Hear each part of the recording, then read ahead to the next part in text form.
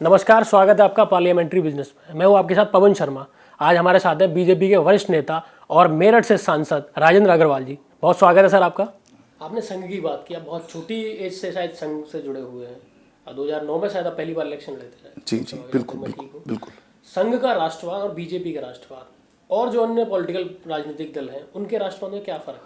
नहीं, राष्ट्रवाद तो एक ही है, और राष्ट्रवाद को यदि कोई एक वाक्य में कोई कहे तो मैं उसको इस ढंग से कहूँगा कि जिसके लिए देश पहले है वो राष्ट्रवादी है। बाकी मैं कुछ भी बोलता रहा हूँ, बहुत भारी भारी बातें कहता रहा हूँ, और जब मौका आए तो सबसे पहले मैं खुद को देखूँ। तो ये संघ के अंदर भी संघ यही सिखाता है हमको, और मैं समझता हूँ कि उसी राष्ट्रवाद को नेशन फर्स्ट के रूप में भाजपा ने भी स्वीकार किया है। और आप ये देखें कि वैचारिक दृष्टि से बहुत फर्क नहीं है। लोगों को संघ को समझने में लोगों ने बड़ी चूक की है। यानी संघ ने आज तक कभी किसी से भेद नहीं रखा, सब चीज़ खुली रही उसकी, और संघ आलोचना को आमंत्रित करता रहा। खुले सेशन सरसंघ चालक जी ने, इन्होंने भी किए, उससे पहले भी किए, बाला साहब देवरस भी करते थे। और अभी आप ये देखें कि पूरा जो पूरा वैचारिक अधिष्ठान है पूरा संघ का, वो बिल्कुल वैसा ही है। और वहीं से एक प्रकार से अब जैसे सबका साथ सबका विकास, ये जो सारी बातें हैं ये कहीं ना कहीं से राष्ट्रवाद से भी आई हैं, कह लीजिए, या इस देश की परंपरा से निकल करके आई हैं।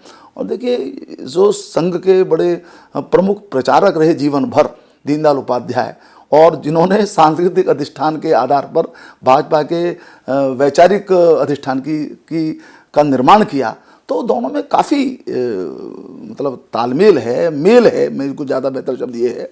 परंतु क्षेत्र, क्योंकि संघ का सामाजिक क्षेत्र है, भारतीय जनता पार्टी का राजनीतिक क्षेत्र है, तो जैसे अप्लाइड साइंस होती है, वो जहाँ जिस प्रकार का क्षेत्र होता है उस हिसाब से वो वहाँ काम करती है, उस ढंग से उसकी परिभाषा है। अन्यथा पहले देश, ये मैं समझता हूँ राष्ट्रवाद की सबसे पहली बात है, जो प्रमुख रूप से संघ में भी है और जो भाजपा के अंदर भी है। आप 2009 में पहली बार इलेक्शन लड़े थे। 2009 से लगातार आप तीसरी बार अभी चुने गए हैं 2019 में। आपके संसदीय क्षेत्र में विकास कार्य, आपके कौन से विकास कार्य हैं जो आपने करवाए? नहीं, देखिए, सबसे बड़ी समस्या जो मेरठ की थी वो दिल्ली से कनेक्टिविटी की थी। इसलिए थी कि कनेक्टिविटी से मेरठ का विकास जुड़ा हुआ था। 1985 में एनसीआरपी भी बना, national capital region planning board, और उसमें एनसीआर की एक परिकल्पना की गई। परिकल्पना के अंदर ये था कि 100 किलोमीटर के दायरे में जो शहर हैं उनके साथ जो हमारा आवागमन है वो उसको सुगम किया जाएगा, चाहे रोड से हो चाहे रेल से हो, पर कुछ हुआ नहीं। तो ये एक बड़ी चुनौती थी और हम पिछड़ रहे थे बराबर। तो मैं 2009 में जब मैं संसद में आया तब भी मैंने इन विषयों को प्राथमिकता से उठाया, परंतु कुछ हुआ नहीं, बातें केवल होती रहीं। मोदी जी आए तो सारी बातें हो रही हैं।